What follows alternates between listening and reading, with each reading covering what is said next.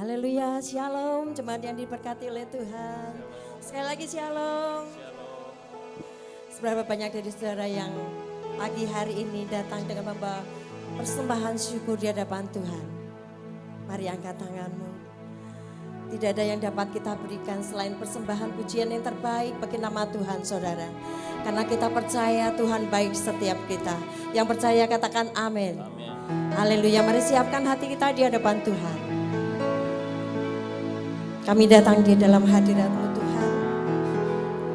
Kami bersyukur pagi hari ini kami boleh ada di tempat ini dalam keadaan yang baik. Kami percaya semua karena kasih kemurahan-Mu. Saat ini kami bawa persembahan syukur melalui pujian bagi kemuliaan nama Tuhan. Karena Engkau baik dalam kehidupan kami Tuhan. Dan kami percaya bahwa Engkau Tuhan yang bertata di atas setiap pujian umat-Mu. Saat kami menaikkan pujian ini dengan sungguh-sungguh, kami percaya hadirat-Mu Tuhan akan hadir di tempat ini menjamah setiap kami Tuhan. Memulihkan setiap kami, memberikan kemenangan bagi setiap kami. Urapi setiap kami Tuhan, agar setiap pujian kami menjadi persembahan yang harum dan menyenangkan hati-Nya Tuhan. Terima kasih Tuhan, Engkau baik, Engkau baik. Oh, ini rindu kami kepadamu Tuhan. Kami ingin persembahkan yang terbaik bagi kemuliaan nama-Mu Tuhan.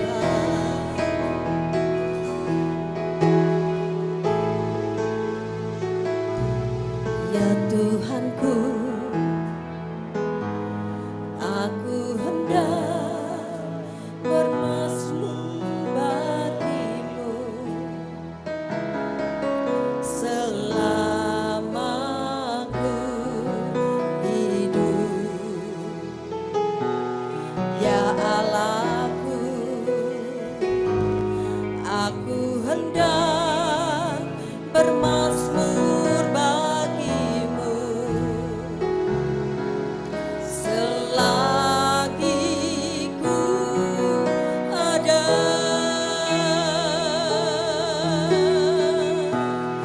Inilah yang ku renungkan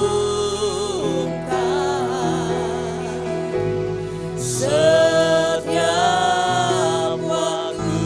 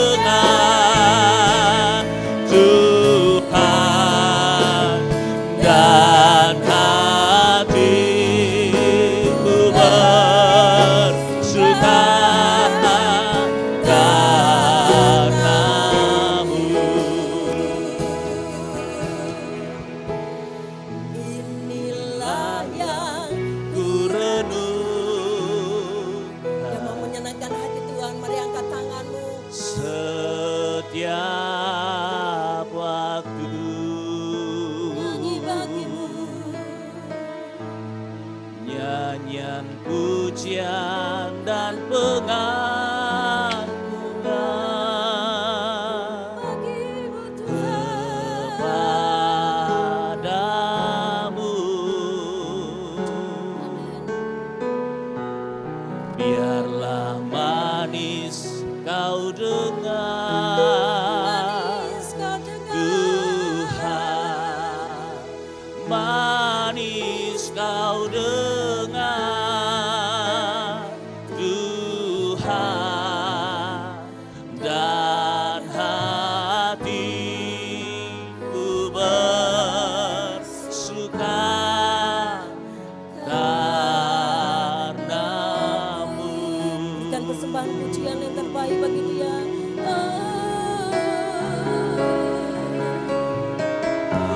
Kau yang layak disembah, Haleluya. Kau yang layak ditinggikan. Manis kau dengar, Tuhan.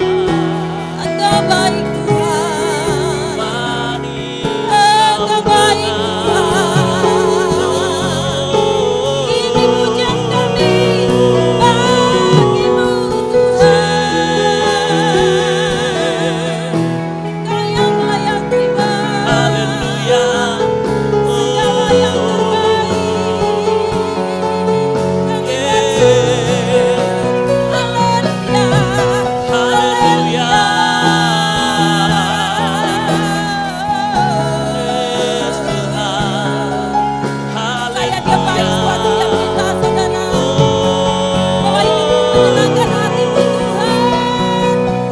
Terima kasih Tuhan. Terima kasih Tuhan. Terima Bapak siap Tuhan kasih dalam hidup Tuhan. kami. Tiada Allah yang seperti Yes, yes, yes, yes. Haleluya.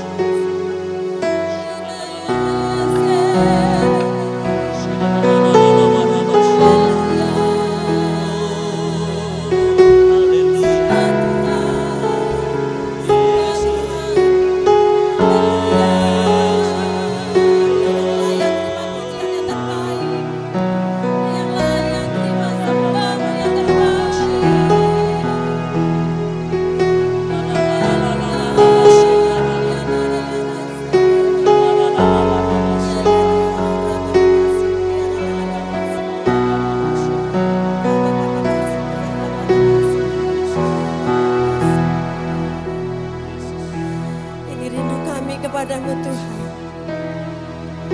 Sepanjang hidup kami hanya mau memuliakan Engkau.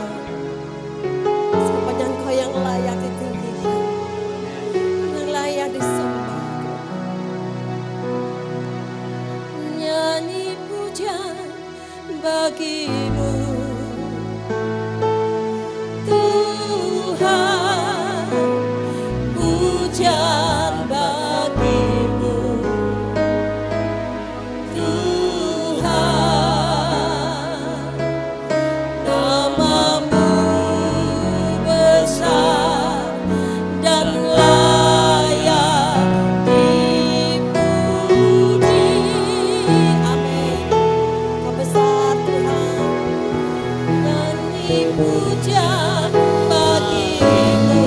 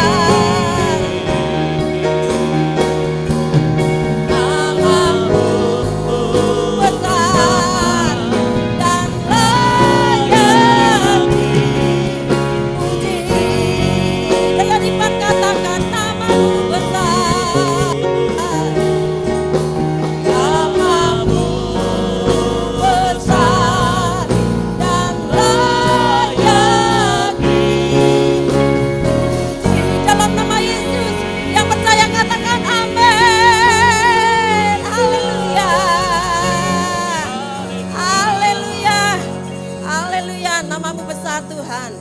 Nama-Mu yang layak dipuji dan ditinggikan di atas segalanya Tuhan. Kami bersandar pada nama yang tepat Tuhan. Nama yang memberi kekuatan, nama yang memberi kemenangan bagi setiap kami Tuhan. Kami percaya, kami berjalan bersama-Mu Tuhan. Kau akan bawa kehidupan kami terus naik, tidak akan pernah turun Tuhan. Kami akan menjadi kepala dan bukan ekor Tuhan. Kami akan selalu Kau jagai dan dilindungi. Dan hidup kami di dalam pemeliharaan Tuhan. Terima kasih Bapak, terpujilah nama-Mu. Hanya di dalam nama Tuhan Yesus kami berdoa dan mengucap syukur. Mari semua yang siap diberkati Tuhan, katakan sama-sama. Amin. Kita berikan sorak-sorai buat Tuhan kita. Haleluya. Banyak yang percaya saat kita naikkan pujian, Tuhan hadir di tengah-tengah kita. Berikan sorak-sorai buat Tuhan. Mari siap terima kuasa Tuhan yang diberikan bagi setiap kita pagi hari ini. Hey, haleluya. Dia dahsyat, dia besar, saudara.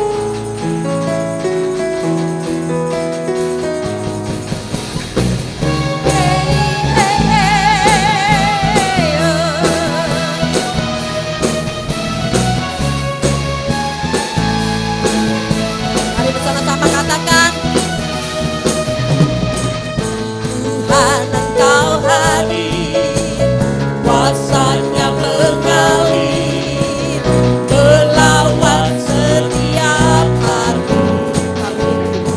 Katakan Roh-Mu membebaskan, Roh-Mu membebaskan, Roh-Mu membangkitkan, kebesaran-Mu dinyatakan. Diselamatkan, amin. untuk menyembah.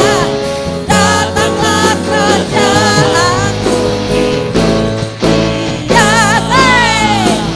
di hadapan tatamu, seluruh jiwa menyatu, naikkan pujian, senada dengan surga.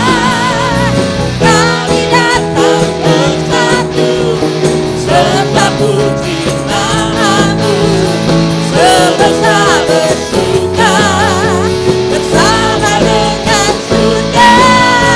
Oh, haleluya. Saat kita naikkan pujian, malaikat di surga turut bernyanyi bersama kita. Amin.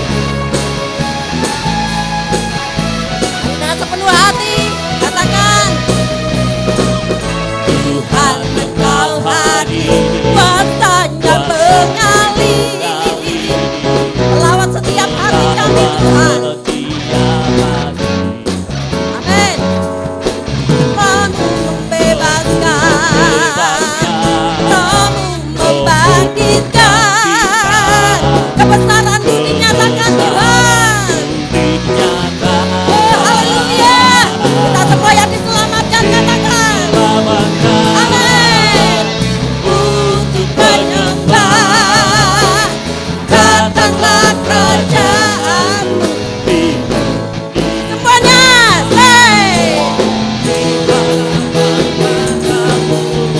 seluruh jiwa menyatu, naikkan pujian, senada dengan surga. Kami datang bersatu, serta puji nama-Mu, semesta bersuka, bersama dengan surga. Dia dapat di hadapan tatamu, seluruh jiwa menyatu, naikkan pujian, senada dengan surga. Kami datang bersatu, serta puji nama-Mu, semesta bersuka,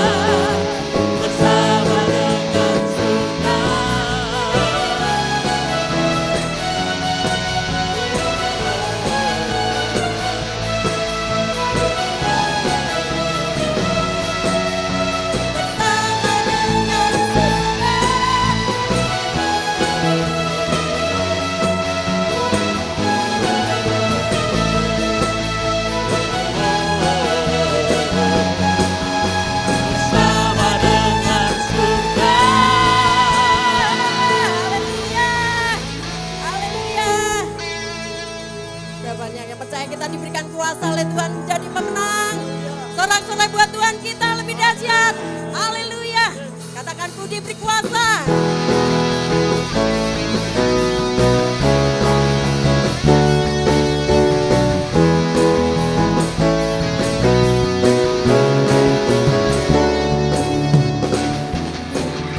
Kuasa Raja Mulia, aku kusuk di bawah kaki pakai kuasa Raja Mulia. Bila Allah ada bersamaku, siapa jadi lawanku? hey. Ku besar kau Tuhanku, Engkau perisai hidupku. Berdiri dengan iman dalam Yesus Tuhan. Kau yang memberi kemenangan, ku bersorak merayakan. Terpujilah Engkau Raja segala raja. Haleluya. Semangat buat kita semua, amin. Sama-sama katakan. Kuasa Raja Mulia, aku kusuk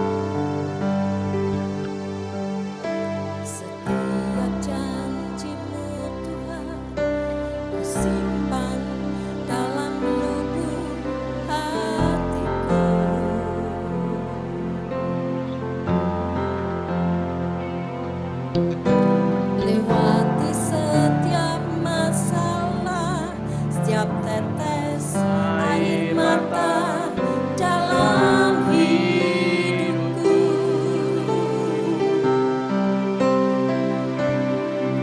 Janjimu menopang hidupku, Kasih-Mu menuntun langkahku dalam setiap waktu. Penolongku yang aku percaya.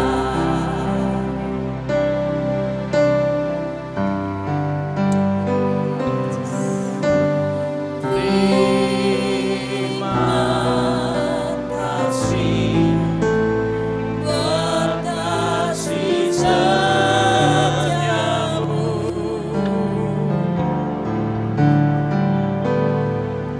Penyertaanmu sempurna, janji-Mu tak pernah terlambat menolongku.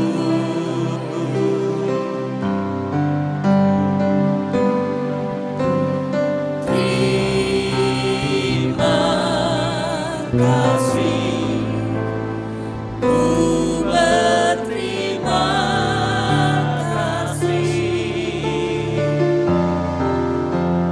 buat kasih setiamu di dalam hidupku. Menaikkan pujian ini dengan penuh ucapan syukur. Setiap Janji-Mu Tuhan simpan dalam lubuk hatiku. amin. Lewati masalah, Lewati setiap masalah, setiap tetes air mata dalam hidupku. kami percaya Tuhan, Kau menopang setiap hidup kami. Janji-Mu menopang hidupku, kasih-Mu menuntun langkahku dalam setiap waktu. Hanya Engkau Tuhan yang kami percaya, Yang aku percaya. menaikkan syukur dan terima kasih buat Tuhan. Terima kasih buat kasih setiamu. Nyataanmu dalam sepanjang hidup kami Tuhan, Penyertaanmu yang membuat kami Tuhan sempurna, kagum padamu. janji-Mu tak pernah terlambat menolongku. Terima kasih Tuhan. Terima kasih, ku berterima kasih buat kasih setiamu di dalam hidupku.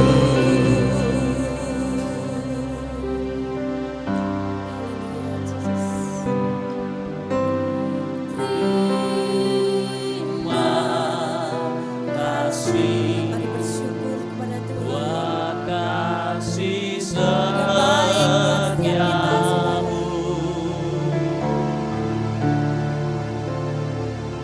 Penyertaanmu sempurna, janji-Mu tak pernah terlambat menolongku. Janjinya ya dan amin. Terima kasih, Inilah syukur ku kami kepada Tuhan. berterima Baik dalam setiap hidup kami, kasih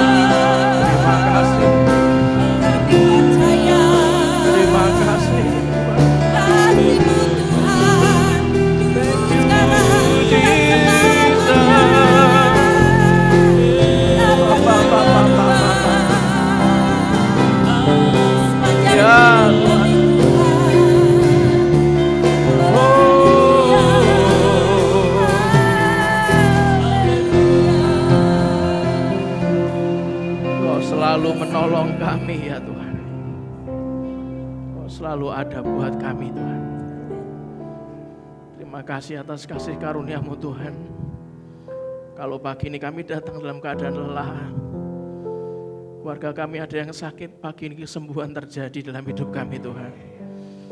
Pagi ini adalah pengajaran yang baru, mujizat yang baru terjadi, hikmat yang baru terus mengalir dalam kehidupan kami Tuhan. Di saat kami letih lesu, Kau bangkitkan kami Tuhan. Saat kami masuk terperosok dalam kesalahan-kesalahan konyol, Kau buat kami semakin hari semakin lebih cerdas dalam kehidupan kami Tuhan. Roh Kudus, berikanlah kami roh wahyu, hikmat dan pengertian, sehingga kami bisa sanggup menjadi penuai jiwa yang punya kecerdasan spiritual, punya kecerdasan rohani sesuai dengan standar-Mu ya Tuhan. Kalau bukan Kau yang memberikan standar buat kami nggak akan sanggup Tuhan. Bapa, kalau pagi hari ini Tuhan, ada dari kami yang membutuhkan pengertian yang baru untuk kehidupan kami karena sudah terlalu letih, sudah terlalu jenuh, sudah terlalu bosan dengan segala halangannya. Pagi ini kami pulang diubahkan dengan sesuatu yang baru yang sangat berarti dalam kehidupan kami. Buka mata hati kami, buka mata rohani kami Tuhan. Pulang dari tempat ini, kemuliaan-Mu dinyatakan dalam nama Tuhan Yesus Kristus.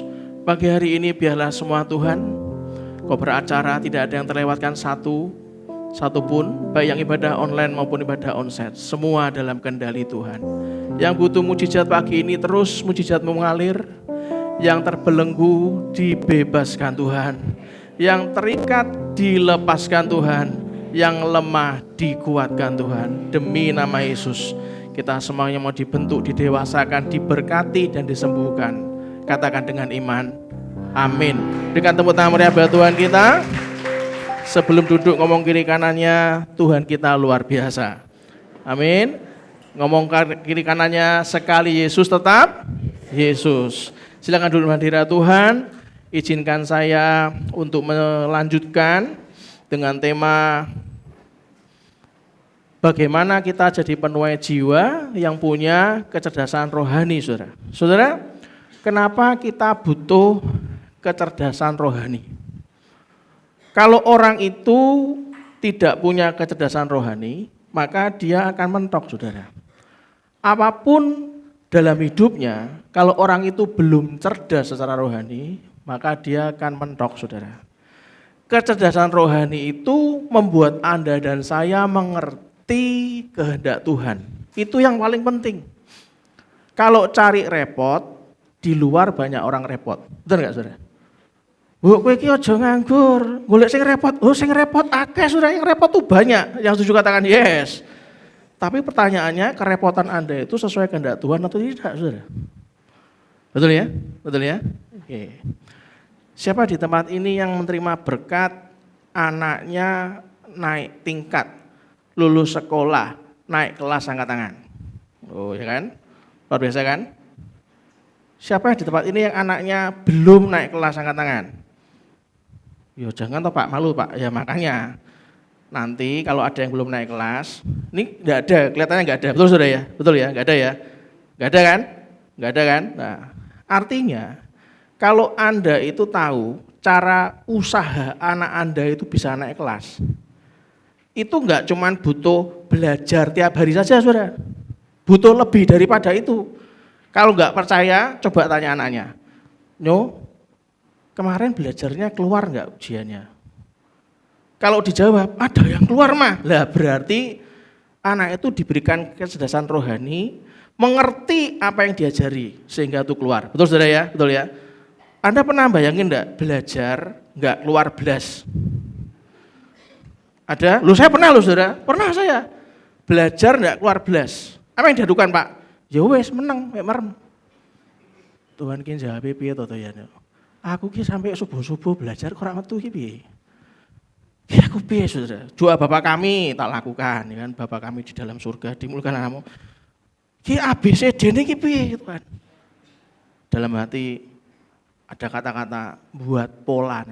Oh, buat pola ya. Ya wis berarti sing bagian kene ding kabeh ngono kan. Bagian kene cing kabeh sembuh sing bener sing tidak jelas. Nyatanya lulus sih saudara. Lah dalam hidup Anda belajar banyak ilmu, Anda dapat petuah hikmat dari guru kungfu tingkat dunia sekalipun. Begitu Anda keluar dari gurunya, dari perguruannya, Anda dalam kehidupan sehari-hari bisa jadi nggak keluar loh pelajaran Anda, saudara. Nah itulah kenapa butuh kecerdasan rohani, saudara. Kalau cuman kecerdasan intelektual terbatas, ngomong kiri kanannya, kecerdasan intelektual kita itu terbatas. Otaknya cuma sebesar bakpao, saudara. Minta sebesar apa gitu kan. Kalau kita punya kecerdasan rohani, Anda mengerti, membuat Anda mengerti kehendak Tuhan, sehingga Anda dan saya, baca yang keras, yang pertama memilih pilihan Tuhan. Nah memilih pilihan manusia ini gampang, selalu ujungnya nang daging. Ki sing enak gaya awake dhewe apa ya? Wis milihku ya wae. Daripada orang enak milih sing enak. Tapi Anda sadar enggak, sesuatu yang enak, sesuatu yang kelihatannya tuh wow, itu belum tentu berakhir enak, saudara. Itulah kenapa kalau Anda cerdas rohani, Anda sanggup memilih pilihan Tuhan. Kalau Anda memilih pilihan Tuhan, pasti ada kendala berikutnya. Apa? Siapa mentornya? Siapa yang meng-guidance? Kalau Anda memilih pilihan Tuhan, pasti Anda akan memilih orang pilihan Tuhan. Kalau Anda memilih orang pilihan Tuhan yang sanggup membawa Anda itu lebih dekat kepada Tuhan, Anda milih suara orang yang ditunjuk Tuhan untuk menuntun Anda berjalan dalam jalan Tuhan, saudara. Kalau enggak, suara hati Anda terlalu besar, enggak bisa. Anda butuh milih suara orang yang ditunjuk Tuhan untuk nuntun kita ini berjalan di dalam jalan Tuhan.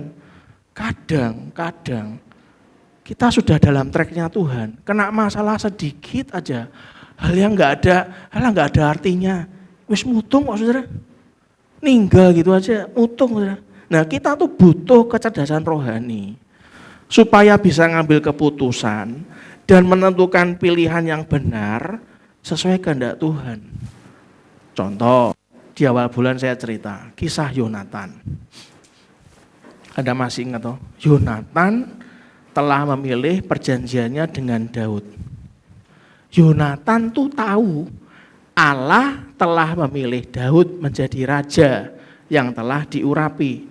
Tapi Yonatan menolak keputusan Tuhan untuk ikut Daud. Wis didoi lho, kowe iki melu Daud wae. Malah balik nang bapake, nang Saul, saudara. Yonatan memutuskan ke istana untuk mengikut bapaknya, yaitu Saul. Yonatan nyari aman, orang hidup dalam Tuhan kira iso nyari aman, saudara. Kalau Anda milih dalam Tuhan, mau melayani Tuhan ya, dunia juga iya, Anda mau cari amannya yang enak buat daging kita, enggak ketemu, saudara. Enggak akan ketemu. Yonatan nyari amannya ada di tengah-tengah antara Saul dan Daud, golek amane dewe. Perhatikan, Yonatan bersama Saul. Yonatan sama ayahnya tewas di tangan orang Filistin dengan kematian yang tragis. Yonatan salah dalam menentukan pilihannya. Anda pikir orang tidak cerdas secara rohani, bayarannya murah. Bayar harganya mahal, saudara. Anda dengarkan lagi YouTube GBI Lamtera, kalau minggu pertama ya berarti keluarnya minggu kedua gitu kan. Hari ini saya mau sharing sama Anda bagaimana tentang kisah bendahara yang cerdas. Bendahara yang cerdik, saudara. Ingat, kecerdasan rohani itu membuat Anda mengerti kehendak Tuhan dalam hidup kita. Sehingga kita dapat memilih pilihan Tuhan, memilih orang pilihan Tuhan, dan yang ketiga, memilih suara orang yang ditunjuk Tuhan untuk menuntun Anda dan saya berjalan dalam tracknya Tuhan. Kisah bendahara yang cerdas ada baiknya Kita baca dulu Lukas 16 ayat 1 sampai 13.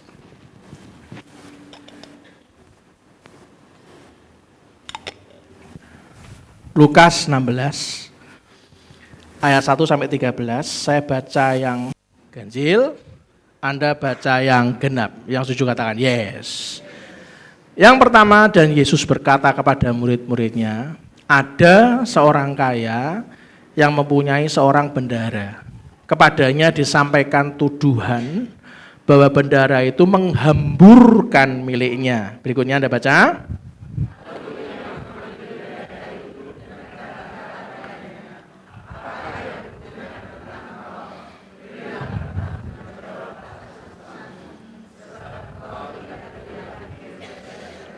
Perhatikan, apakah yang kudengar tentang engkau, orang yang menganggap sepele tentang kecerdasan spiritual.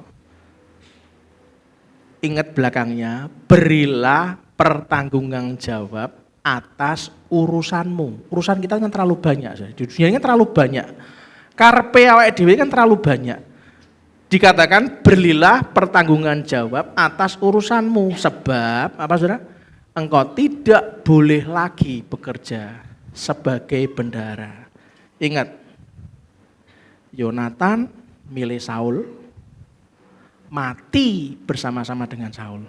Dengan cara yang tragis. Yang ketiga saya baca, kata bendahara itu dalam hatinya, apakah yang harus aku perbuat? Tuanku memecat aku dari jabatanku sebagai bendahara. Mencangkul aku tidak dapat, mengemis aku malu. Yang keempat, baca yang keras.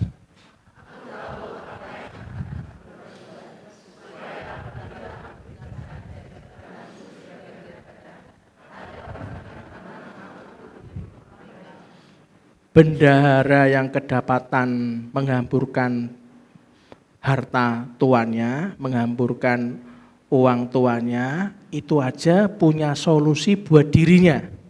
Minimal enggak sampai keleleran.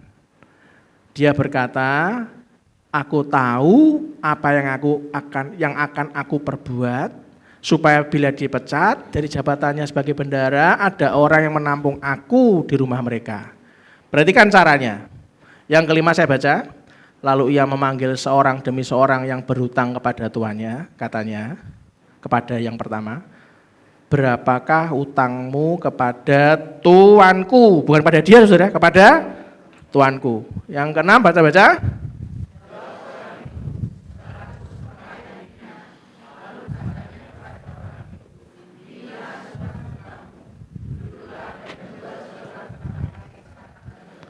$50 tempayan. Ini menarik buat yang utang enggak saudara? Menarik ya? Punya utang 100 diganti punya utang 50. Buat yang utang. Buat tuannya menarik enggak saudara? Sakarepe dhewe merugikan saudara. Betul kan? Berikutnya yang ketujuh. Kemudian dia berkata kepada yang kedua, dan berapakah utangmu? Jawab orang itu 100 pikul gandum. Katanya kepada orang itu, inilah surat utangmu, buatlah surat utang lain 80 pikul. Sudah sekali untuk kepentingan dia, kalap, bingung. Yang kedua dibaleni dengan cara yang sama. Terus ayat 8 baca yang keras, 2, 3.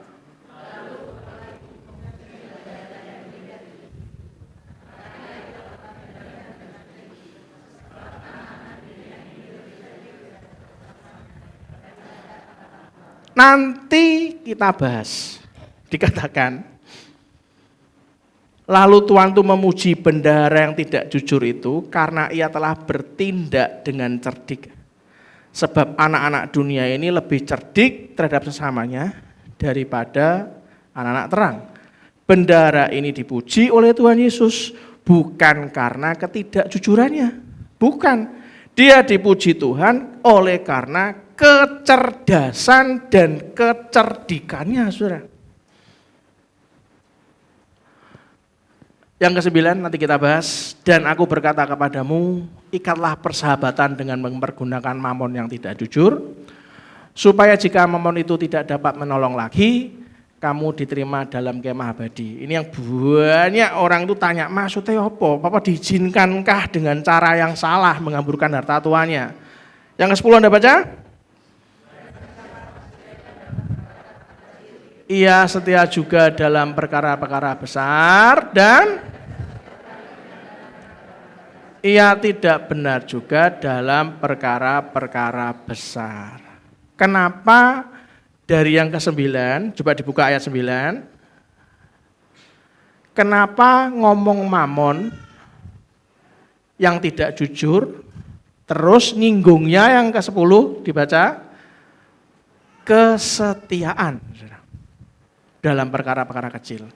Ia juga setia dalam perkara-perkara besar, dan barang siapa yang tidak benar dalam perkara-perkara kecil, ia tidak benar juga dalam perkara-perkara besar. Nanti kita bahas yang ke-11.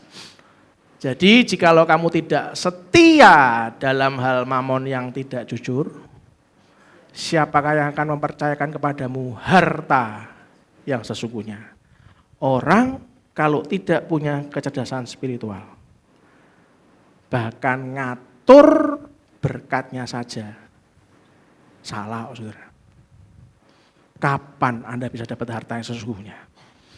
Kalau ngaturnya saja, dalam memilih cara ngatur berkat Tuhan saja, sudah tidak menggunakan pilihan Tuhan. Yang ke-12 Anda baca yang keras, 2, 3.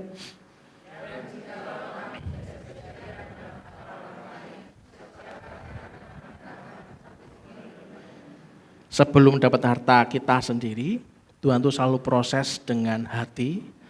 Hati kita diuji dengan banyak ujian, dengan ujian kesetiaan dengan harta orang lain terlebih dahulu.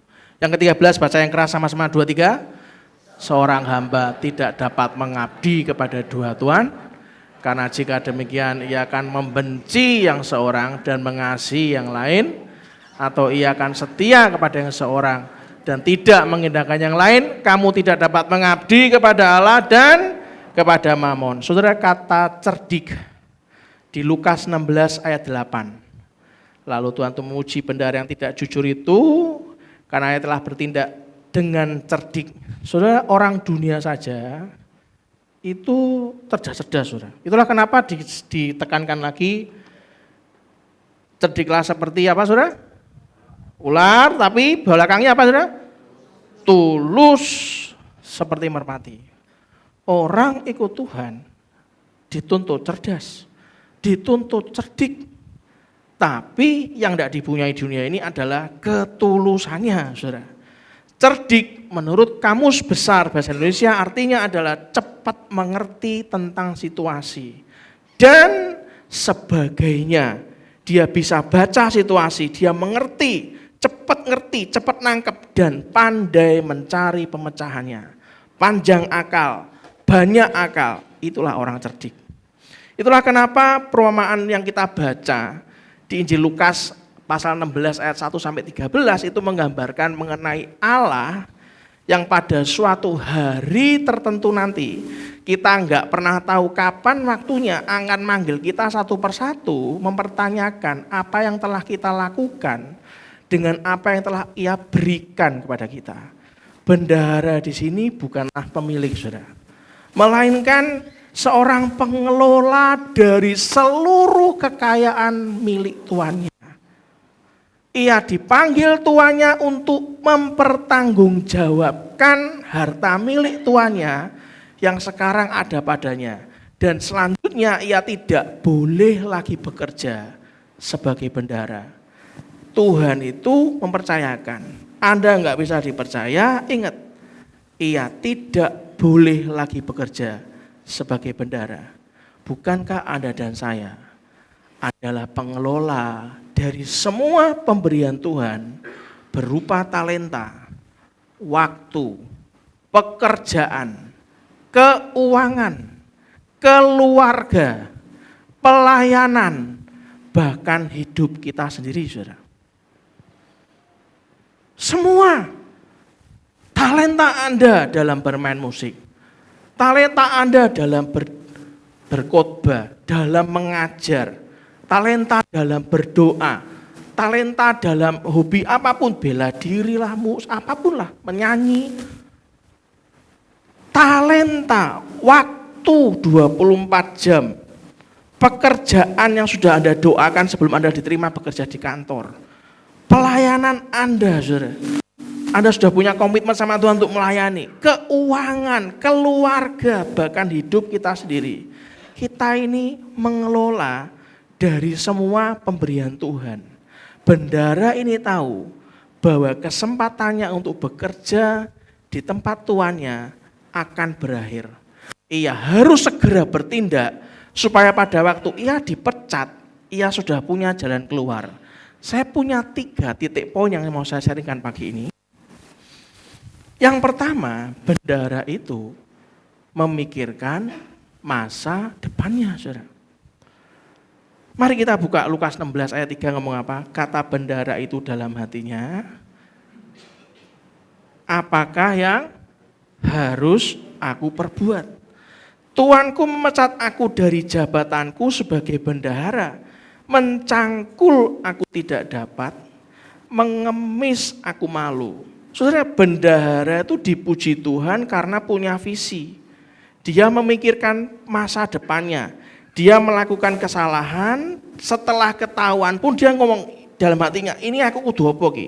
Nangani kesalahanku kudu apa ki? Aku bahaya mari ngene iki, buyar aku iki. Saudara, kecerdasan rohani Anda itu bisa melihat jauh ke depan, saudara. Orang yang kayak bendahara yang kita bahas dengan cara yang berbeda, kalau Anda betul-betul punya kecerdasan rohani, Anda dapat melihat jauh ke depan dan berusaha untuk mempersiapkan diri dengan baik, saudara. Hidup dalam Tuhan, kalau orang ngomong hanya mengalir saja, hari demi hari saya nggak punya planning apa-apa, Pak. Saya hanya murni, saya mengalir aja. Saya bingung nggak tahu mau ngapain, saya mengalir aja. Saya beritahu demi kasih Tuhan, orang yang cerdas secara rohani, dia justru punya kemampuan melihat jauh ke depan. Dia justru punya kemampuan untuk usaha mempersiapkan diri dengan baik. Perhatikan dengan baik. Gagal mempersiapkan diri berarti mempersiapkan diri untuk gagal, saudara.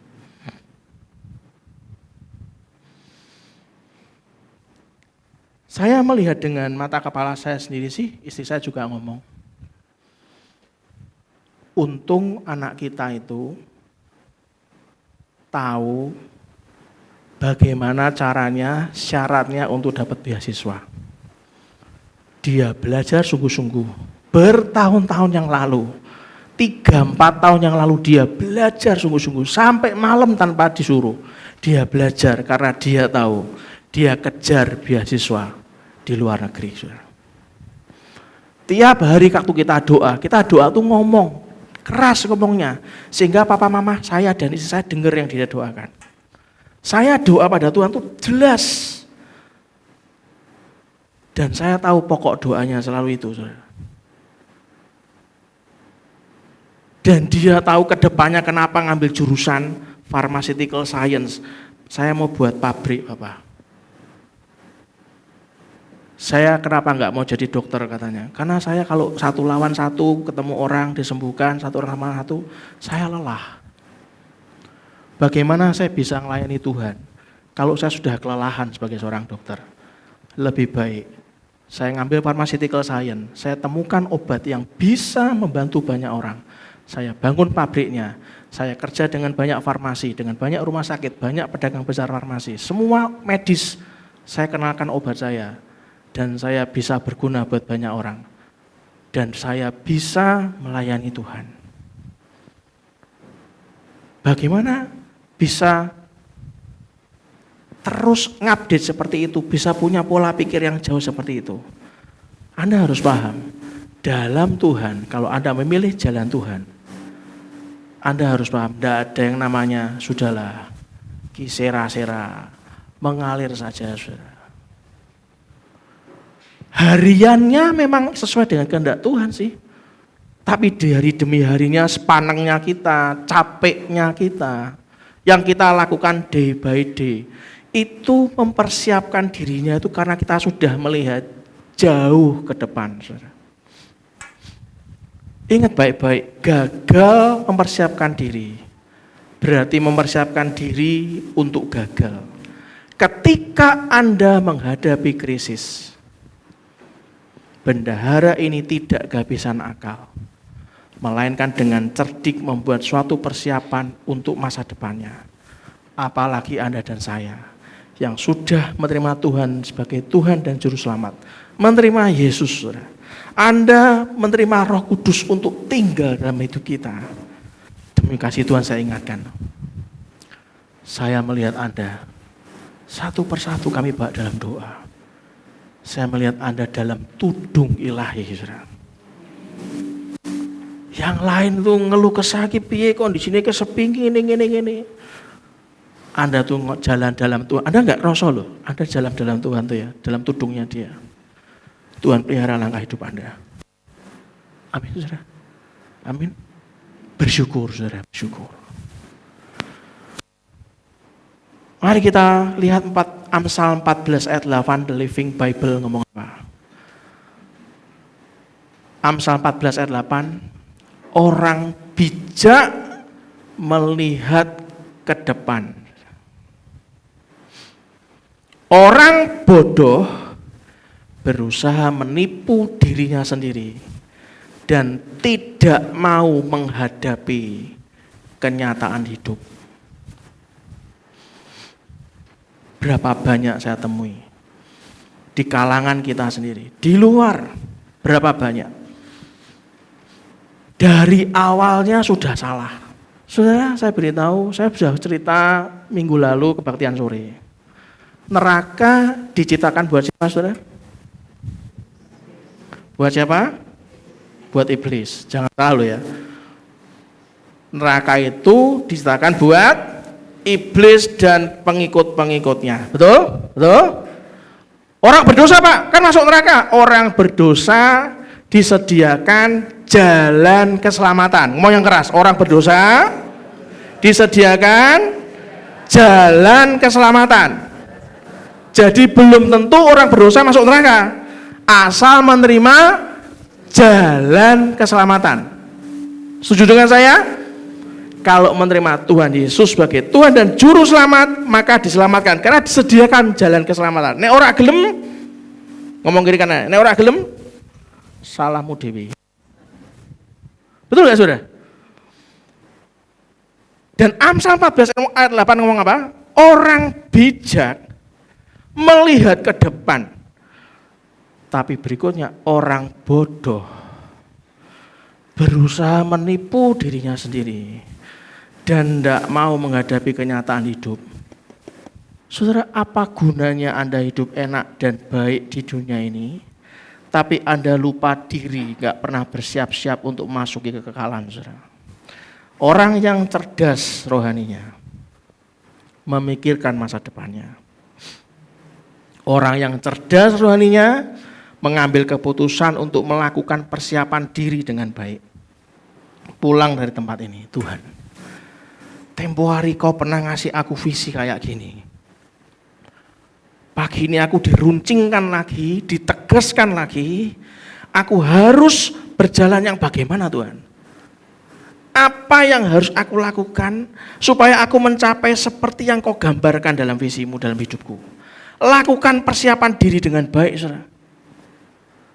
Keputusan yang terpenting dan terbesar dalam hidup ini adalah bukan lunas utang, bukan dapat jodoh, bukan, saudara, bukan. Bukan ben sugih, ganti rumah, ganti mobil, itu cuman efek samping, cuman akibat. Keputusan terbesar dan terpenting dalam hidup ini adalah menjadikan Yesus Kristus sebagai Tuhan dan Juru Selamat atas hidup Anda dan saya. Yang diberikan tepuk tangan meriah buat Tuhan kita, saudara. Yang kedua yang saya pelajari dari bendahara ini, wis keliru, gitu, tapi cerdas. Bendahara ini aja tahu bahwa kekayaan hidup tertinggi bukanlah uang. Kalau Anda mengandalkan uang, lah wong iki wae ngerti kok. Kekayaan hidup tertinggi itu bukan uang, melainkan apa saudara? Hubungan baik.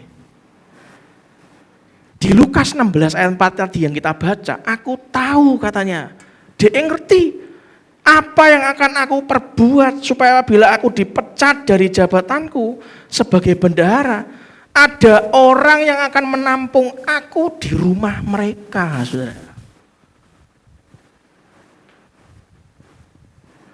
Orang kalau udah tahu hubungan itu lebih baik dibanding uang dan segalanya, dia jadi orang nggak akan pelin-pelan dalam hidupnya.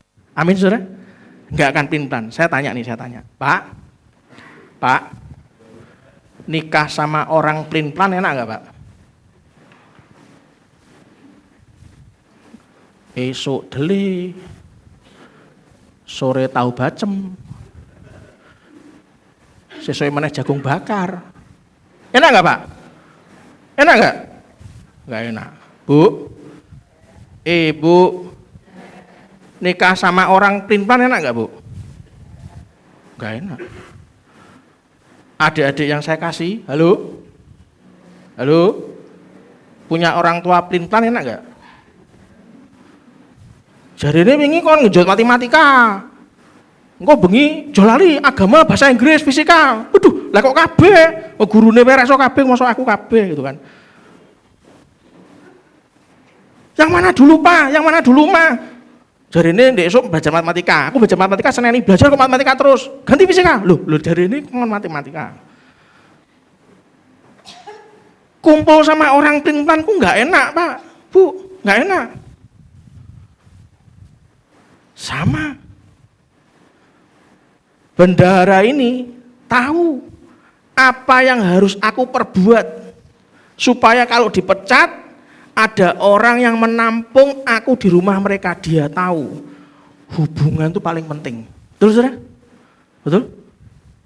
Apalagi kalau Anda sama anak istri Anda, saudara, sama suami Anda. Jangan pelin-pelan, Pak. Jangan pelin-pelan, Bu. Bendahara itu dipuji Tuhan Yesus karena ia punya rencana aksi dengan menjalin hubungan yang baik. Amin. Orang yang punya kecerdasan rohani mengerti kekayaan tertinggi bukanlah uang, tapi hubungan baik dengan Tuhan Yesus. Hubungan baik dengan sesama anggota keluarga. Hubungan baik dengan sesama manusia, Pak, Bu. Kalau saya boleh ngomong, kalah bondo kira popo, wis ngalah wae. Betul, saudara? Betul? Saya tuh masih ingat awal-awal tahun-tahun kami menikah, saudara. 6 tahun pertama tuh 2 orang koleris kuat menikah, saudara. Sing siji temperane dhuwur, sijine dhuwur juga. Anda bayangkan orang perang Broto Yudo Bedino iki puji Tuhan alhamdulillah, kan. Tapi kalau bisa kita jalaninya hampir 25 tahun, saudara. Itu karena saya belajar laki pasti kalah sama yang wanita. Setuju dengan saya, Pak? Setuju dengan saya? Yang setuju berikan tepuk tangan Bapak buat ibunya, ya kan? Coba Anda baca. Coba Anda lihat. Kita ada dalam Ibu Pertiwi. Orang Bapak Pertiwi. Tak pikir-pikir, wah salah aku iki. Ngalaki bojoku yo keliru to ya. Salah. Rangkul, Pak. Ibunya dirangkul. Aku menyerah, Mas. Memang kowe luar biasa. Yang penting bersahabat. Lu boleh marah, aku tak meneng wae. Jarke wae, saudara. Biarkan saja. Nanti sudah mulai reda, baru Anda ngajak ngomong baik-baik. Kowe mau ngamukin apa to, Yang? Aku lho ora ngerti judulmu ngamukin apa, aku ora ngerti. Kowe iki ngamuki mau janjane iki kenapa? Wetengku mulus kok. Walah ternyata mulus to, tak pikir ngamuk gara-gara apa gitu kan. Ngomong yang baik-baik, saudara. Kalau saya ada orang koleris aja bisa rukun, saudara, tak beritahu. Itu karena kita tuh sudah tahu hubungan tertinggi dalam kehidupan itu bukan kekayaan, saudara. Hubungan yang paling tinggi, saudara. Bendahara ini aja yang kita baca tidak takut menggunakan uang tuannya. Sakarepe dhewe iki. Sing utangi dudu dheke, sing utangi tuane, sakarepe dhewe. Dia tidak takut menggunakan uang tuannya untuk menjalin hubungan baik dalam persahabatan. Ia sadar uang tidak sepenting persahabatan, saudara. Itulah kenapa kalau saya boleh ngomong rezeki itu berkaitan erat dengan relasi. Amin. Anda di sini gegeri wong, tonggo gegeri, ngomongannya kasar. Anda nggak punya relasi, Pak. Anda nggak punya relasi, Anda nggak ada rezeki, Pak. Relasi bagus, rezeki Anda pun bagus. Jadi jangan cari musuh, saudara. Yang ketiga, yang terakhir. Nanti kita bahas kalau kita ketemu lagi. Yang ketiga, apa saudara? Bendahara itu mengerti apa? Bahwa ia masih punya kesempatan untuk memulai sesuatu hidup yang baru. Coba Anda baca Lukas 16 ayat 3 sampai 4. Kata bendahara itu dalam hatinya, apakah yang harus aku perbuat? Tuanku mecat aku dari jabatanku sebagai bendahara, mencangkul aku tidak dapat, mengemis aku malu. Yang keempat ngomong apa? Aku tahu apa yang aku perbuat, supaya apabila aku dipecat dari jabatanku sebagai bendahara, ada orang yang akan menampung aku di rumah mereka. Bendahara itu mengerti, ia punya kesempatan untuk memulai suatu baru. Bendahara itu dipuji Tuhan Yesus karena ia melakukan tindakan iman untuk memulai suatu kehidupan yang baru. Apalagi kita, saudara. Kita harus punya tindakan iman untuk memulai suatu kehidupan yang baru. Enggak ada sesuatu pun dalam hidup ini yang bersifat tetap. Enggak ada. Bahkan keberadaan diri Anda dan saya yang kita alami pada usia senja, pada usia setengah baya, bukanlah sesuatu yang bersifat menetap, saudara. Anda hari ini sehat, demi kasih Tuhan saya sadarkan ke Anda, tidak ada yang tahu tahun depan, bahkan tahun depan, besok pagi saja Anda tidak tahu. Enggak ada sesuatu yang bersifat menetap, saudara. Bukanlah sesuatu yang tetap. Satu-satunya kekekalan yang kita punya adalah Roh Kudus dan firman-Nya. Itulah dikatakan dalam firman. Langit dan bumi akan berlalu, tetapi apa saudara? Firman-Nya tetap. Setiap orang yang menimbulkan ada perubahan dalam kehidupannya, dia masuk dalam krisis dalam kehidupannya, dia ada perubahan, mengalami kesulitan dalam kehidupannya. Ingat baik-baik, kesulitan itu akan mendapatkan kedewasaan, saudara, kalau Anda punya kecerdasan rohani. Itulah kenapa, please, hatimu yang hancur adalah tempat di mana kuasa Tuhan bisa bekerja dengan luar biasa. Yang juga katakan amin. Kalau hari ini Anda melihat, wah, aku iki rasanya belum ada solusi, Pak. Aku rasanya belum ada sesuatu yang mengguidance aku. Hari ini saya harus ngomong, hari ini guidance buat Anda. Mari kita buka Mazmur 34 ayat 18. Mazmur 34 ayat 18 dikatakan apa? Tuhan itu dekat kepada orang-orang yang patah hati, dan ia menyelamatkan orang-orang yang remuk jiwanya. Bendahara ini diberhentikan dari jabatannya, tapi dia tetap punya langkah iman. Apalagi Anda dan saya, saat Anda merasa hatimu hancur, di mana Tuhan merasa, Anda berasa kuasa Tuhan harus bekerja cepat, ingat baik-baik, Tuhan itu dekat dengan orang-orang yang patah hati. Ia menyelamatkan orang-orang yang remuk jiwanya. Jika rencana Anda dan saya gagal, berdoalah agar rencana Tuhan yang terjadi. Yang ujung katakan amin. Saudara, pagi ini kita akan mendengarkan kesaksian. Berikan tepuk tangan buat Pak Andi yang akan sharing. Silakan Pak Andi.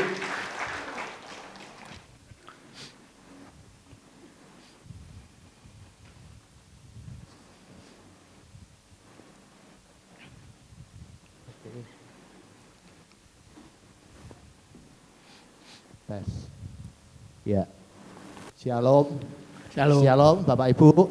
Shalom. Ya, shalom. Ya, terima kasih buat kesempatannya, Pastor Gustav dan Ibu Narti. Kejadian ini sebenarnya sudah saya alami lama, ya, kira-kira tahun lalu ya, Bapak Ibu ya. Kejadiannya di bulan Juli tahun lalu, di saat saya baru pindah kerja. Coba dibayangin ya, baru pindah kerja di tempat yang baru, sudah sakit. Seperti apa Bapak Ibu, kan tidak mungkin kan kita sebagai pegawai baru masuk 2 hari, izin karena sakit. Itu suatu bagi saya, suatu pukulan yang kok seperti ini ya gitu. Jadi kadang Tuhan itu mengizinkan kita untuk mengalami hal yang menurut kita baik, tapi menurut Tuhan belum tentu baik. Tapi kalau menurut Tuhan baik, seringkali menurut kita belum bisa menerima. Nah, kejadiannya seperti ini Bapak Ibu. Waktu itu, sebelum saya cerita, saya tuh orangnya kalau mengalami panas, suhu panas, itu tidak tak rasa-rasake. Jadi seringkali kalau orang-orang yang umum 38 itu sudah rasanya di badan meriang ya. Saya masih bisa naik mobil, bisa naik motor, enggak terasa. Saya baru terasa itu kalau sudah 39 mau 40. Itu sudah rasanya gelieng itu apa pusing ya Bapak Ibu ya. Nah itu kejadiannya seperti ini. Waktu itu saya berangkat, waktu saya belum izin ya, masih berangkat kerja karena tadi tak paksakan ya. Karena pegawai baru kok sudah izin, saya tetap berangkat. Pagi sudah terasa makan kok mual, enggak enak. Terus saya tetap paksa, Tuhan ngasih ujian lagi. Saya biasa kan berangkat kerja ke Bawen Bapak Ibu.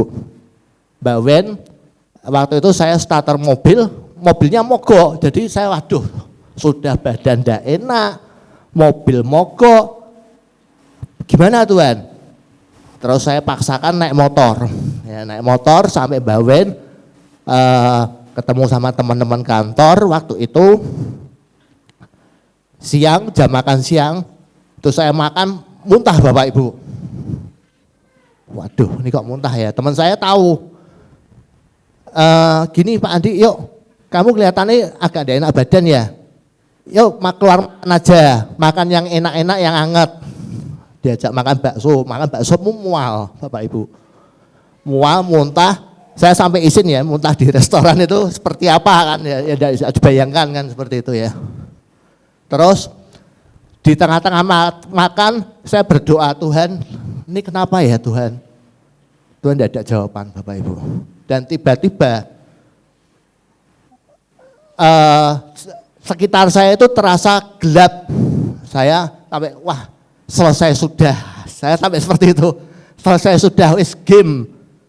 Ya, Tuhan, kuserahkan nyawaku. Saya sampai seperti itu loh. Selesai sudah, ya sudah, selesai. Tiba-tiba gelap. Saya tidak dengar apa-apa dan kira kurang lebih 10 menit ya. 10 menit itu terjadi, badan saya digoyang-goyang sama teman. Mungkin kan teman saya takut ya. Ini kenapa nih? Kenapa? Wah, saya salah nih ngajak Pak Andi ke rumah makan, endingnya game kan gitu kan. Nah, digoyang-goyang itu saya terasa. Terus saya, Tuhan ngomong, anakku, lewat kejadian ini aku pengen Tuhan dimuliakan. Ya, ingin Tuhan dimuliakan. Loh, lah kok Tuhan dimuliakan gimana? Wong saya sampai sudah menyerahkan segalanya. Gitu. Karena gelap Bapak Ibu, wes kayak orang mau meninggal gitu lah. Ya. Terus Tuhan ngasih, kamu bingung toh mesti toh? Ya bingung Tuhan, lah pulangnya naik motor, badan seperti ini, saya harus berbuat gimana? Saya sampai begitu agak sadar itu ya. Tapi kenapa tak telepon istriku? Tapi istriku ndak bisa naik motor, telepon anakku yang mesake atau ngambil motor kan kasihan. Terus gimana Tuhan? Tuhan ngomong, dah kamu pesen teh manis. Saya tuh punya diabetes Bapak Ibu. Loh, punya diabetes kok suruh pesen teh manis? Loh gimana Tuhan? Wes toh ngandelo. Aku pesen teh manis jebret. Terus tak minum toh seger Bapak Ibu. Puji Tuhan. Akhirnya saya singkat cerita bisa sampai di rumah. Sampai di rumah ngeletak lagi Bapak Ibu. Ngeletak lagi dan itu besoknya pagi istri saya kaget karena kan tidur sebelah saya. Saya doyak-doyak, muka saya tuh pucat kayak mayat katanya. Terus di gigi saya itu ada gumpalan darah beku. Langsung saat itu juga saya dilarikan ke rumah sakit paginya. Terus dokternya ngomong, Pak, Bapak sampai kondisi gini kok masih bertahan toh Pak? Oh iya Pak, saya tetap kerja Pak. Oh hebat Pak, enggak ada orang kayak Bapak ngomong gitu. Loh bukan saya hebat Pak, tapi Tuhan Yesus yang hebat, saya ngomong gitu. Terus Pak ini ya langsung lab ini kemungkinan Bapak DB. Ternyata saya ngomong lah labnya harus sekarang. Ya sekarang, kalau enggak sekarang kalau terjadi apa-apa ini tinggal nunggu jam Bapak, kalau Bapak enggak bertindak game. Dokternya sampai ngomong seperti itu. Terus akhirnya saya lab, dilihat dokternya trombosit itu tinggal 6 Bapak Ibu. Bayangin, trombosit tinggal 6. Itu kalau bukan kasih karunia, bukan Tuhan, sudah tidak bisa apa-apa Bapak Ibu. Ya, jadi melalui kejadian ini, ya apapun masalah Bapak Ibu, ya Tuhan pasti dengar Bapak Ibu. Berseru kepada Dia dan dikatakan dalam Yeremia 32 ayat 27 ayat ini berbicara kuat dalam diri saya, yaitu akulah Tuhan Allah segala makhluk. Ya, tidak hanya makhluk orang Kristen Bapak Ibu, segala makhluk.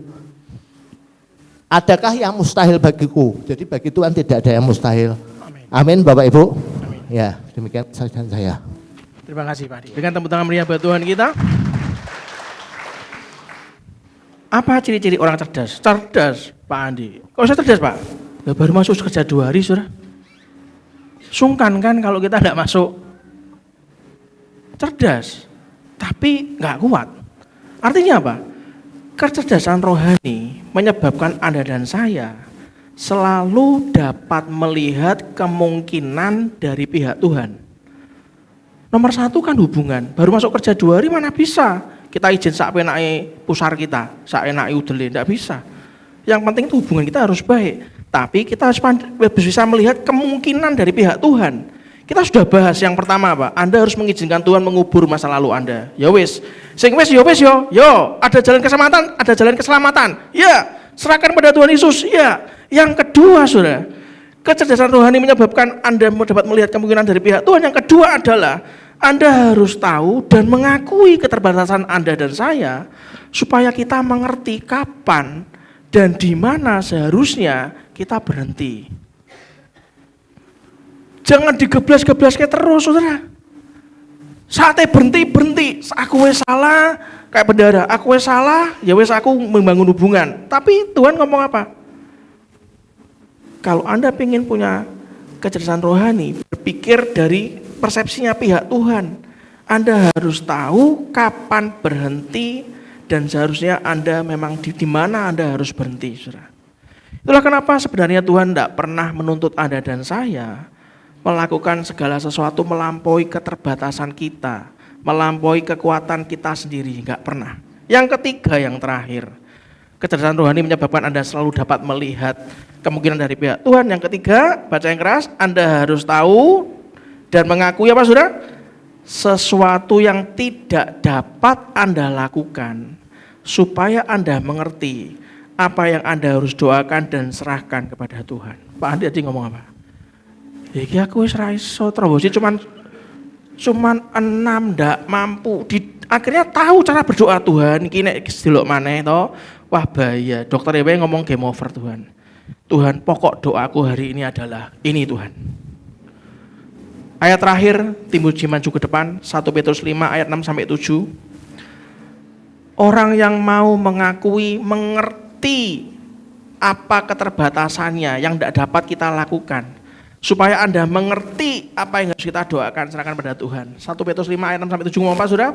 Baca yang keras, 2, 3. Karena itu rendahkanlah dirimu di bawah tangan Tuhan yang kuat. Supaya kamu ditinggikannya pada waktunya.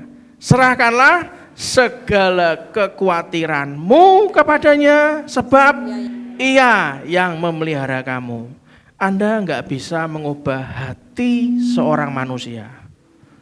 Anda jalin hubungan, Anda tahu keterbatasan Anda mengerti apa yang harus Anda doakan. Perhatikan, Anda mengubah anakmu, mengubah istrimu, mengubah suamimu, mengubah sahabat, mengubah pegawai Anda, mengubah bos Anda, enggak bisa, saudara. Anda enggak akan pernah dapat mengubah hati seorang manusia, sekalipun itu keluarga kita sendiri, apalagi anak kandung sendiri, enggak bisa. Hanya Tuhan yang dapat mengubah hati seorang manusia. Pagi ini, kalau Anda tergerak Tuhan, masalahku itu sebetulnya dengan orang ini, aku wis nyerah. Delok anakku Tuhan, wis bededek aku ini nyerah, 2 kali setengah mati. Tuhan, hidupku ini batu sandunganku adalah bojoku dewi. Kalau Anda sampai ngomong aku ra ono solusi Tuhan, nyerah aku ini. Aku dengan si ini loh, batu sandunganku dengan si ini. Hari ini saya harus ngomong kepada Anda, rendahkan dirimu, doakan orang itu, serahkan kepada Tuhan. Amin. Bangkit diri sama-sama. Silakan, Bu. Nyanyi pujian bagimu, Tuhan. Pujian bagimu, Tuhan. Namamu besar dan layak dipuji. Nyanyi pujian bagimu, Tuhan. Pujian bagimu, Tuhan. Namamu besar dan layak dipuji. Nyanyi pujian bagimu. Katakan dari hatimu, rendahkan hatimu, serahkan kepada Tuhan. Tuhan, namamu besar dan layak dipuji. Nyanyi pujian bagimu, Tuhan. Pujian bagimu, Tuhan. Namamu besar dan layak dipuji.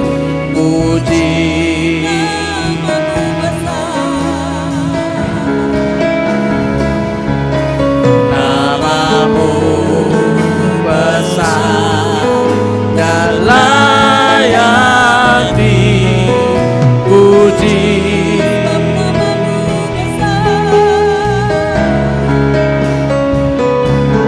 Namamu besar dan layak dipuji. Bapak, terima kasih untuk pagi ini. Kau ajari kami untuk punya masa depan yang lebih baik dengan kecerdasan spiritual yang sesuai dengan kehendak-Mu Tuhan. Ajari kami mengerti keterbatasan kami. Ajari kami sanggup untuk merendah Tuhan, sehingga kami tahu apa yang harus kami doakan dalam kehidupan kami. Ini kami Bapa. Kami serahkan kehidupan kami dalam tangan-Mu. Kami tahu sampai hari ini Kau topang kami, Kau selamatkan semua yang dalam kehidupan keluarga kami itu untuk sanggup terus berdiri dengan kuat. Bahkan semakin hari semakin naik dan tidak semakin turun. Kau angkat kami menjadi kepala dan bukan menjadi ekor. Kita tutup firman Tuhan pagi ini dengan doa Bapa kami yang keras. 2, 3, Bapa kami yang di surga, dikuduskanlah namamu, datanglah kerajaanmu, jadilah kehendak-Mu di bumi seperti di surga.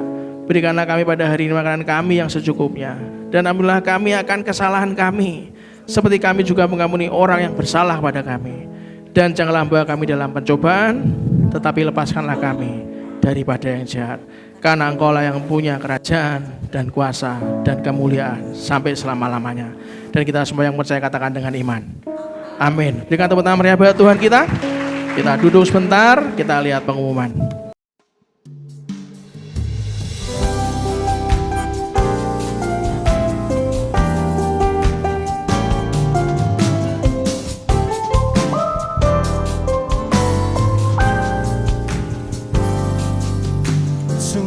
Alangkah baiknya, sungguh alangkah indahnya, bila saudara semua hidup rukun bersama. Sungguh alangkah baiknya, sungguh alangkah indahnya, bila saudara semua hidup rukun bersama. Seperti minyak di kepala Harun yang kejanggutan jubahnya turun, seperti embun di bukit Hermon mengalir ke bukit Sion. Sebab kesanalah Allah memerintah agar berkat-berkatnya tercurah, serta memberikan anugerah hidup selama-lamanya.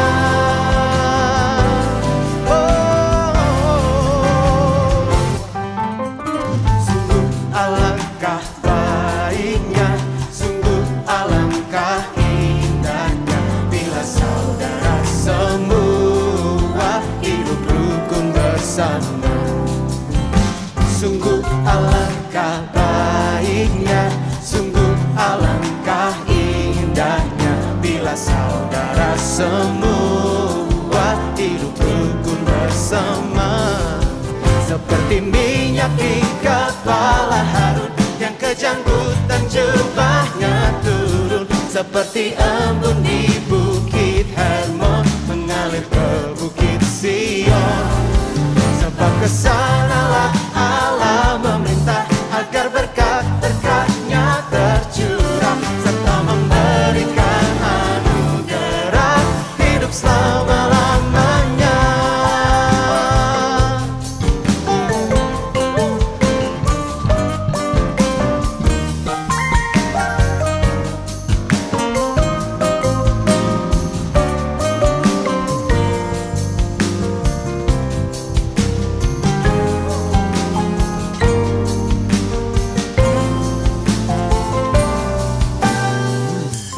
Mazmur 133 berkata, jika saudara dan saya hidup dalam kerukunan, Tuhan akan memerintahkan berkat-berkat-Nya tercurah.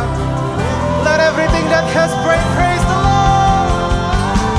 Seperti minyak di kepala Harun yang kejanggut dan jubahnya turun, seperti embun di bukit Hermon mengalir ke bukit Sion. Sebab kesanalah berkat-berkatnya tercurah, serta memberikan anugerah hidup selama-lamanya. Serta memberikan anugerah hidup selama-lamanya. Serta memberikan anugerah hidup selama-lamanya.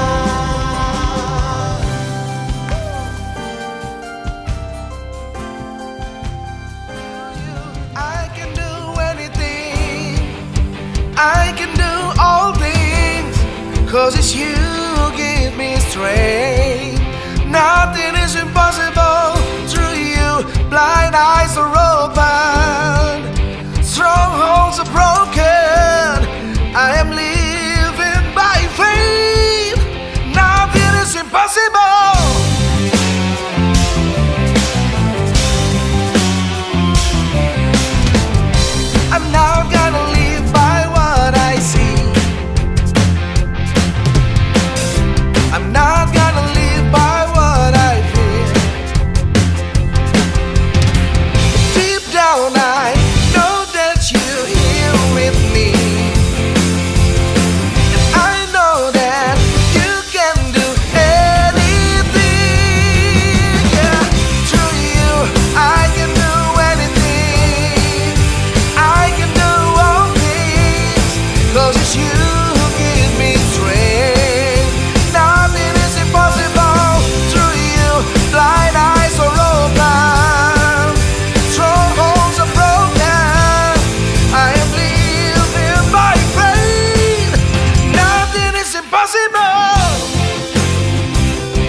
Desi, kata-katanya hari ini.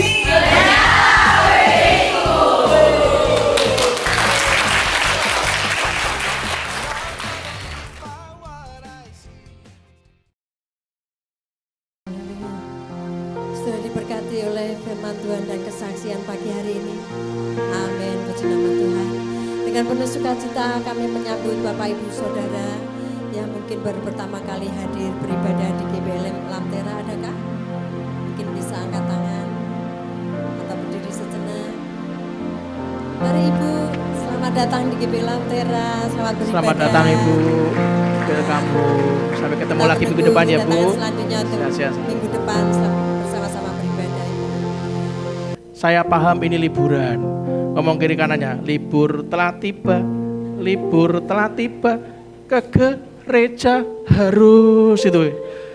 Tetap ke gereja, ngomong kiri kanannya, libur nang tapi ya tetap gereja, lo kira munggah kelas terus piye ini ngunan maning ngono gitu kan. Apapun yang terjadi, dimanapun Anda berada liburan, cari gereja terdekat, kalau bisa Anda cari yang GBI terdekat, karena terang sekarang ini nggak macam-macam, kalau masalah pengajaran bahaya saudara kalau Anda main-main. Yang kedua, awal bulan persiapkan Anda untuk menerima perjamuan kudus dalam doa. Tanggal 7 Juli, saya, Brandon, Melvin dan Valen ada lomba karate di Blora. Ya, dalam doa saja supaya pulang bawa juara. Amin saudara. Kalau juara Pak, ya maka saya mengucapkan terima kasih yang sebesar-besarnya gitu kan. Nah kita tunggu tanggal waktunya untuk kita bisa ditraktir bersama-sama. Amin saudara. Mari kita pakai itu sama-sama. Kita bawa persembahan dalam tangan kita. Tanya sama Tuhan, berapa yang harus dipersembahkan. Nikmati liburan Anda sungguh-sungguh. Ingat selalu andalkan Tuhan dalam kehidupan Anda. Mari kita angkat tangan kita. Bapak, ini tangan-tangan kami terangkat Tuhan. Sucikan dan kuduskan persembahan kami. Jadi persembahan hidup dan yang berkenan. Biarlah kami tahu Tuhan, apa yang kami kelola ini seperti bendahara ini. Kami mau jadi bendahara yang jujur, bendahara yang tahu akan otoritas kami, dan kami tidak mau hidup benar di hadapan-Mu Tuhan. Biarlah arahkan kami untuk selalu bisa menabur dan menuai di tanah yang paling subur. Sebelum pulang, angkat kedua tangan kita dan aminkan doa berkat ini. Tuhan memberkati engkau dan melindungi engkau. Tuhan menarik engkau dengan wajahnya dan memberi engkau kasih karunia. Tuhan menghadapkan wajahnya kepadamu dan memberi engkau damai sejahtera. Diberkatilah seluruh isi hidup pernikahanmu. Diberkatilah orang tua, mertua, dan semua keturunanmu. Diberkatilah masa studimu, diberkatilah pekerjaan dan pelayananmu, diberkatilah masa pensiunmu, semua dalam kendali dan kuat kuasa Allah. Manapun kita keluar dan masuk, pergi dan pulang mendapatkan perlindungan dari Allah yang maha tinggi. Biarlah kebenaran menjadi barisan depan kita dan kemuliaan Allah menjadi barisan belakang kita. Dan biarlah kiranya berkat dari Allah Bapa, Putra, dan Roh Kudus menyertai kita semuanya dari hari ini sampai Maranatha. Dan kita semua yang dilindungi dalam kasih karunia-Nya, dalam cintanya, untuk didewasakan, dibentuk, disembuhkan, dan diberkati. Katakan dengan iman. Amin. Berikan tepuk tangan meriah buat Tuhan kita. Salam sayang saya buat keluarga dari rumah. Biarlah berbahagialah orang-orang yang selalu mendengarkan firman Tuhan, merenungkannya, dan selalu berjalan dalam kebenaran. Maka Anda disebut orang-orang berbahagia. Tuhan Yesus memberkati. Selamat berlibur.